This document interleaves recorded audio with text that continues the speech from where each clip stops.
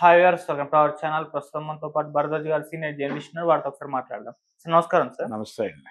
Sir, తిరుపతిలో తొక్కిసలాట జరగడం, 6 చనిపోవడం, కొంతమంది హెల్త్ ఇష్యూ అంటే గాయాలతో ఉన్నారు సార్. ఇప్పుడు ఇదంతా కూడా దేశవ్యాప్తంగా చర్చనీయాంశంగా మారిపోయింది. ఇక్కడ ప్రభుత్వ వైఫల్యం కనిపిస్తుందని చెప్పేసి వైసీపీ వాళ్ళు విమర్శలు చేస్తున్నారు. అసలు ఏం జరిగింది అక్కడ? తొక్కిసలాట ఏ విధంగా జరిగింది? ఎవరి వైఫల్యం ఉంది? మీరేం చెప్తారు సార్? అంటే టెక్నికల్‌గా ఒక చిన్న ప్రాబ్లమ్ జరిగింది అనేది ఆయన చెప్తున్నాడు. తహసీల్దార్ జయరామయ్య స్టేట్మెంట్ ఏంటంటే కంప్లెయింట్ ఇచ్చింది ఆయనే మొదట. పోలీస్ స్టేషన్‌లో కంప్లెయింట్ ఆయన పేరుతోనే నమోదైంది. ఆయన చెప్తోంది ఏంటంటే ఈ బైరాగి పట్టెడ దగ్గర జరిగింది ఇన్సిడెంట్. ఓకే. ఇక్కడ యాక్చువల్‌గా ఈ సర్వదర్శనం అనేది గురువారం నుంచి మొదలవుతుంది. ఈ మొదలయ్యే వైకుంఠ ద్వార దర్శనం ఇది చాలా ప్రతి ఒక్కరికి అందులో పాల్గొనాలి, ఆ వైకుంఠ ద్వార దర్శనం చూడాలి అనేటువంటిది ఒక నమ్మకం. అది చూడటం ద్వారా ఏదో కొంత మేలు జరుగుతుంది, పుణ్యం వస్తుంది, ఇలాంటివేవో ఉంటాయి కదా! ఆ ప్రకారం టీటీడీ దాదాపుగా 90 కౌంటర్లు పెట్టారు అనేది చెప్తున్నారు గానీ, నిజానికి ప్రతి ప్రాంతంలోనూ ఉన్నటువంటి టీటీడీ కళ్యాణ మండపాలు ఉన్నాయి చాలా చోట్ల. ఆ టీటీడీ కళ్యాణ మండపాల్లో కూడా ఈ టోకెన్లు విక్రయ కార్యక్రమం నడిచింది. అంటే తిరుమల దాకా వెళ్లకుండానే టికెట్లు కొనుగోలు చేయవచ్చు. విజయవాడ ఉంది, విజయవాడలో ఒక టీటీడీ కళ్యాణ మండపం ఉంది, అక్కడ టీటీడీ ఆఫీస్ ఉంది, హైదరాబాద్లో ఉంది. ఇలా చాలా ఊళ్ళల్లో టీటీడీ కౌంటర్స్ ఉన్నాయి. ఈ కౌంటర్స్ నుంచి కూడా తీసుకుని ప్రశాంతంగా వెళ్ళొచ్చు. కానీ దీనికి విపరీతమైన రష్ ఏర్పడింది అక్కడ. ఏర్పడినప్పుడు ఈ ఆల్రెడీ క్యూ లైన్లో ఉన్నటువంటి ఒక అమ్మాయి కాదు, ఒక ఏజ్డ్ మహిళ, ఒక వృద్ధ మహిళకి ఆవిడకి శ్వాస అందని పరిస్థితి ఉండటంతో ఆవిడ్ని బయటకు తీసుకురావడం కోసం ఒక డోర్ ఓపెన్ చేశారు. ఆ డోరు తమ కోసమే ఓపెన్ చేశారని బయట ఉన్నటువంటి భక్తులు అనుకుని లోపలికి ప్రవేశించారు. ఈవిడ్ని బయటకు తీసుకెళ్తున్నామనే స్పృహలో ఉండి ఈ గేటు దగ్గర భద్రత ఏర్పాట్లు జరగలేదు సరిగా. జరగకపోవడంతో ఆ భక్తుల వాళ్ళు ఒక్కసారి ఇలా సునామీ లాగా వచ్చేసరికి దాన్ని తట్టుకునే మెకానిజం లేకుండా పోయింది అక్కడ. ఎప్పుడైతే వాళ్ళు ఎంటర్ అయ్యారో ఆటోమేటిక్గా తొక్కిసలాట జరిగిపోయింది అక్కడ. దానిలో జరిగినటువంటి ప్రమాదమే ఈ 6 మరణం. ఇక్కడ ఎవరి తప్పు ఉంది అనేది కాదు. ఒకటి, జనాలు ఏ రేంజ్లో ఉన్నారు అనే దాన్ని బట్టి అనుక్షణం అక్కడ ఒక కాపలా వ్యవస్థ ఉండాలి.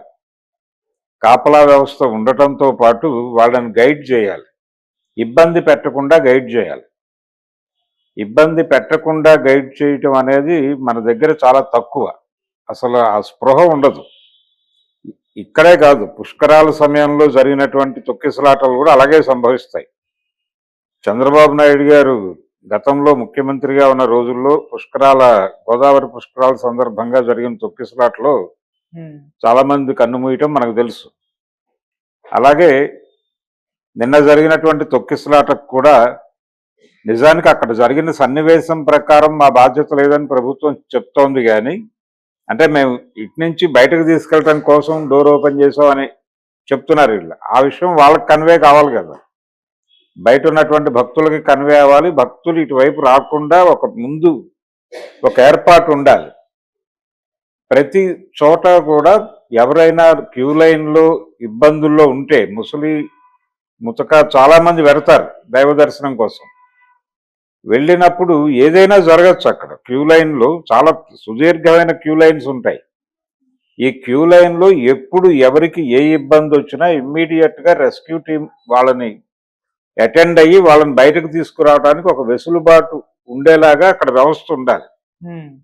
క్యూ లైన్లకి ఎప్పటికప్పుడు యాక్సెస్ ఉండాలి. ప్యారలల్గా ఇప్పుడు ఒక క్యూ లైన్ ఉంది, దానికి ప్యారలల్గా మీరు ఇంకొక ఏర్పాటు చేసుకోండి ఇమ్మీడియట్గా అటెండ్ అవటానికి. అటువంటిది లేదు అక్కడ, అటువంటి మెకానిజం లేదు. లేకపోవడం ఒక కారణం అయితే, రెండో కారణం ఏంటంటే ఇంతమంది క్రౌడ్ ఉన్నప్పుడు వీళ్ళని ఏ క్షణమైనా సరే ఏ ప్రమాదం అయినా వాటిల్లుతుంది. కాబట్టి వాళ్ళని కంట్రోల్ చేయడానికి ఒక భద్రతా వలయం ఉండాలి అనేది కూడా వాళ్ళు ముందుగా అనుకోవాలి. మేము అనుకోలేదు అంటే కుదరదు. అంటే ఇది అనుకోకుండా జరిగినటువంటి ప్రమాదం అన్నట్టుగా మాట్లాడుతున్నారు. అనుకోకుండా ప్రమాదాలు జరగవు. ప్రమాదం జరుగుతుందని మీరు అనుకోవాలి. ఎందుకంటే అక్కడ పబ్లిక్ ఉన్నారు, విపరీతమైన రష్ ఉంది. ఆ రష్ ఉన్నప్పుడు మీరు ముందుగా వాళ్ళని కంట్రోల్లోకి తీసుకుని అప్పుడు మీరు డోర్ ఓపెన్ చేసి ఆవిడని తీసుకెళ్ళి ఈ డోర్ క్లోజ్ చేసి మళ్ళీ అక్కడ డోర్ క్లోజ్ చేస్తారా తీస్తారా అనే దాంతో సంబంధం లేదు. అక్కడ అంతమంది జనాలు ఉన్నప్పుడు ఏం జరగడానికైనా అవకాశం ఉంటుందని మీరు అనుకోవాలి. అనుకుని వాళ్ళని కట్టడి చేయడానికి ఒక వ్యవస్థను పెట్టాలి. ఇప్పుడు గతంలో సినిమా హాళ్ళ దగ్గర క్యూ లైన్లో కొట్టుకునేటప్పుడు పోలీసులు ఉండేవాళ్ళు. అక్కడ వెళ్ళి పోలీసులను పిలుచుకొచ్చి అక్కడ నుంచోబెట్టేవాళ్ళు. లేకపోతే థియేటర్ స్టాఫే నిలబడేది. నిలబడి కంట్రోల్ చేసేవాళ్ళు కొద్ది మేరకు. అది కూడా కొద్ది మేరకే. ఇంత కంట్రోల్ ఉన్నప్పుడు కూడా తొక్కిసలాటలు జరిగి చనిపోయేవాళ్ళు. ఎక్కువ మంది భక్తులు కానీ లేకపోతే ఎక్కువ మంది ప్రేక్షకులు కానీ ఎక్కడైనా గుమిగూడితే అనివార్యంగా తొక్కిసలాటలు జరుగుతాయి. మనం సినిమా హాళ్ళ గేట్ల దగ్గర అలా పట్టుకుని ఊగుతూ ఉండేవాళ్ళు. ఏ క్షణంలో ఆ గేట్లు పగిలిపోతాయో అనే పరిస్థితి. కొన్నిసార్లు పగిలిపోయేవి కూడా. అలాంటి ఒక వేవ్ ఉంటుంది, ఒక మాస్ హిస్టీరియా ఉంటుంది అక్కడ. అది ఉన్నప్పుడు దాన్ని కంట్రోల్ చేయటం అంత ఈజీ కాదు. వాళ్ళందరూ ఒక్కటి అనుకుని ఒక్కసారిగా అలా ముందుకు కదులుతారు. కదిలినప్పుడు వాళ్ళని కంట్రోల్ చేసే మెకానిజం లేకపోతే మాత్రం ప్రమాదం. ఇది ఊహించాలి ముందే. ఊహించకపోవడం అనేది ప్రభుత్వ వైఫల్యం. అందువలన జరిగింది. ప్రభుత్వం అంటే టీటీడీ వైఫల్యం. దాన్ని టీటీడీ వైఫల్యంగా చూపించాల్సిన అవసరం లేదు అని చింతామోహన్ లాంటి వాళ్ళు మాట్లాడుతున్నారు. కానీ ఉంది అక్కడ బాధ్యత ఖచ్చితంగా టీటీడీ వహించాల్సినటువంటి అవసరం ఉంటుంది. భక్తుల భద్రత అనేది మీ బాధ్యత. భక్తులు భద్రంగా దైవ దర్శనం చేసుకుని తిరిగి వాళ్ళు సురక్షితంగా వారి వారి ప్రాంతాలకు వెళ్ళేంత వరకు టీటీడీదే బాధ్యత. అంటే అక్కడి నుంచి కిందకి వెళ్ళి వాళ్ళు బస్సులు ఎక్కేసి వెళ్ళిపోయే వరకు, ఆ కొండ దిగి వెళ్ళే వరకు మీదే బాధ్యత. అందుకని ఇది చేయవలసింది ఏంటంటే వీళ్ళు ఊహించాలి ముందే. క్రౌడ్ అర్థమవుతుంది కదా, కళ్ళతో చూస్తున్నారుగా అందరూ. ఇంత క్రౌడ్ ఉంది, దీనికి మనం ఒక భద్రత కల్పించాలి వీళ్ళకి అని వాళ్ళని కంపార్ట్మెంట్లుగా చేర్చాలి. చాలా చోట్ల కౌంటర్లోనే ఈ కౌంటర్ దగ్గర ఎక్కువ మంది జనం ఉన్నారు, క్రౌడ్. ఈ క్రౌడ్ని మేము కంట్రోల్ చేయలేకపోయాం అనేది తప్పుడు మాట. అది కరెక్ట్ కాదు ఎవరు చెప్పినప్పటికీ. మేము ఇందుకు తలుపు తెరిచామని జయరామయ్య లాంటి వాడు చెప్పినా కరెక్ట్ కాదు. మీ ఉద్దేశం మంచిదే కావచ్చు, కానీ మాస్ మూమెంట్ ఎలా ఉంటుందనేది ప్రిడిక్టబుల్ కాదు. వాళ్ళందరూ ఈ విషయాన్ని అర్థం చేసుకుంటారు అనుకోవడం భ్రమ. వాళ్ళ బ్రెయిన్లో ఒక ఆతృత ఉంటుంది. ఎప్పుడు తలుపులు తెరిస్తే అప్పుడు లోపలికి వెళ్ళిపోయి ముందుగా టికెట్ తీసుకున్న వాడికే, ముందుగా టోకెన్ తీసుకున్న వాడికే అదృష్టం దొరుకుతుంది. ఈ వైకుంఠ ద్వార దర్శనం జరిగితే మన జీవితాల్లో ఏవేవో మిరకల్స్ జరుగుతాయి, ఇలాంటి ఏవో రకరకాల అభిప్రాయాలు ఉంటాయి. ఈ అభిప్రాయాలు డ్రైవ్ చేస్తూ ఉంటాయి వీళ్ళని నిరంతరం దైవం వైపు. వాళ్ళ మూడ్ వేరేగా ఉంటుంది. ఇప్పుడు సినిమా థియేటర్కి వచ్చినప్పుడు వాళ్ళు ఇంకేమీ ఆలోచించరు, సినిమా మీదే ఫోకస్ ఉంటుంది. సినిమా ఈ షో చూస్తున్నామా లేదా అన్నదే క్రైటీరియా. అలాగే ఇక్కడ కూడా ఆ వైకుంఠ ద్వార దర్శనం వ్యవహారంలో మనం పాల్గొంటున్నామా లేదా, పాల్గొనటం కోసం ఏం చేయడానికైనా సిద్ధమైపోతారు ఆ టైంలో. ఇది మాస్ మూమెంట్కి ఉండేటువంటి ఒక మాస్ సైకాలజీ. దాన్ని నువ్వు అర్థం చేసుకొని వ్యవహరించాలి. వ్యవహరించకపోవడం ఖచ్చితంగా తన బాధ్యతగా టీటీడీ బహిరంగంగా అంగీకరించాలి. అంగీకరించి బహిరంగ క్షమాపణ చెప్పాలి. ఆ 6 ఎవరైతే చనిపోయారో వాళ్ళ కుటుంబాల బాధ్యత టీటీడీ స్వీకరించాల్సి ఉంటుంది. అలాగే ఇతర అంశాలకు సంబంధించి, భద్రతాపరమైనటువంటి అంశాలకు సంబంధించి ఇప్పటికైనా సరే, ఈ అనుభవం నుంచి అయినా సరే, మీరు చెప్తోంది ఏంటి, క్యూ లైన్లో ఒకళ్ళకి ఇబ్బంది కలిగితే వాళ్ళని బయటకు తీసుకురావడానికి మేము తిప్పలు పడ్డామని. ఎందుకు తిప్పలు పడాలి? తిప్పలు పడకుండా మీరు ఆల్టర్నేటివ్ ఏర్పాటు చేసుకోండి. ప్రతి చోట మీరు అటెండ్ అయ్యేలాగా ప్రతి క్యూ లైన్కి ప్యారలల్గా ఒకటి వదిలేయండి. దాని తర్వాతది పెట్టండి, దాని తర్వాత వదిలిపెట్టండి, దాని తర్వాతది పెట్టుకోండి. ఆల్టర్నేటివ్గా పెట్టుకొని ఒకటి ఫ్రీగా యాక్సెస్ ఉండేటట్టు మీరు క్రియేట్ చేసుకోండి.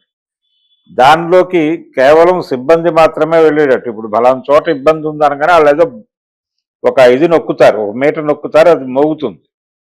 మోగిన తక్షణం ప్రతి క్యూ లైన్కి ప్రతి 10 గజాలకి ఒక అటెండర్ని ఎవరినన్నా పెడితే వాళ్ళు వెంటనే ఇది ఖాళీగా ఉన్నటువంటి దానిలో నుంచి వెళ్ళి అక్కడ అటెండ్ అవుతారు ముందు. ఓకే. వాళ్ళకి ఏం కావాలో చూస్తారు. సాధ్యం కాకపోతే వాళ్ళని ఇందులో నుంచి బయటకు తీసుకెళ్ళిపోతారు. ఇలాంటి ఆల్టర్నేటివ్ ప్రత్యామ్నాయ ఏర్పాట్లు ఉండాలి కదా. అంత పెద్ద వ్యవస్థ, అన్ని డబ్బులు వస్తున్నాయి, అక్కడ అన్ని రకాల సౌకర్యాలు కల్పిస్తున్నామని చెప్తున్నారు. క్యూ లైన్లోకి యాక్సెస్ ఎలా కల్పించుకోవాలి మనం అనేది ఆలోచించాలిగా. ఇంతకాలం ఇన్ని సంవత్సరాల నుంచి నడుస్తోంది అక్కడ. ఎప్పటికప్పుడు ఆ క్యూ లైన్లో ఉన్న వాళ్ళు నానా కష్టాలు పడి వెళ్ళిపోవటం తప్ప, అటు వెళ్తే ముందుకెళ్తే దేవుడి దయ వల్ల బతికి బయటపడ్డామని అనుకోవడం తప్ప, మీరు భక్తులు హాయిగా దర్శనం చేసుకుని వెళ్ళటానికి తగినటువంటి వెసులుబాటు డిజైన్ చేయటం అనేది మీ అవసరం. ఇది భక్తుల ఉన్మాదం వలన జరిగింది అనే మాట ఒకటి వినిపిస్తోంది. అది కూడా కరెక్ట్ కాదు. భక్తులు అలాగే ఉంటారు. భక్తులు అలా ఉంటారని మీకు తెలియాలి ముందు. భక్త్యావేశము అనేది ఒక ప్రత్యేకమైనటువంటి పరిస్థితి. ఆ స్థితిలో ఉంటారు వాళ్ళు. ఆ స్థితిలో ఉన్నవాళ్లే భక్తులు అవుతారు. సంయమనంతో ఆలోచించేవాడు ఈ రోజు ఎట్టి పరిస్థితుల్లోనూ వైకుంఠ ద్వార దర్శనం చేసుకోవాలని అనుకోడు కదా. అనుకోవడం వల్ల అలా అనుకునేలాగా డిజైన్ చేసింది మీరే కదా. ప్రపంచానికి ఇది ఆ రోజు చాలా ఆస్పీషియస్ డే అని, ఈ రోజున గనక దర్శనం చేసుకుంటే అది జీవితంలో ఏదో జరిగిపోతుందని, ఇది చాలా పవిత్రమైనటువంటి వ్యవహారం అని మీరే కదా ఇంజెక్ట్ చేసింది రకరకాల మాధ్యమాల ద్వారా. దాంతో అది నిజమని నమ్మి వచ్చారు వాళ్ళు. వచ్చిన వాళ్ళని అలా చేస్తే అలాగే మీరు భద్రంగా చూసుకోవాలి కదా. అందుకని ఖచ్చితంగా టీటీడీ ఒక బహిరంగ క్షమాపణ చెప్పాలి, బహిరంగంగా ఒక శ్వేతపత్రం విడుదల చేయాలి, నిర్మోహమాటంగా కన్ఫెస్ అవ్వాల్సిన అవసరం ఉంది. జరిగిన లోపంలో అంటే ఈ లోపం జరగటం వెనకాల తమ పాత్ర ఖచ్చితంగా ఉందని అంగీకరించాలి. ఎవరి మీదో నెట్టడం కాదు. గత ప్రభుత్వాలు ఉన్నాయా, చేశాయా? మీ ప్రభుత్వం కూడా చేసింది గతంలో, అంతకు ముందు చేసింది. తెలుగుదేశం లీడ్ చేస్తోంది ఇప్పుడు కూటమి. ఇదే కూటమి ప్రభుత్వం 2014లో కూడా ఉంది. ఎప్పుడైనా ఆల్టర్నేటివ్ ప్లాన్స్ ఆలోచించారా? చాలా ఊళ్ళల్లో మనకి ఆల్టర్నేటివ్ మెకానిజం ఆలోచన ఉండదు. ఒక ప్రధాన రహదారి ఉంటుంది.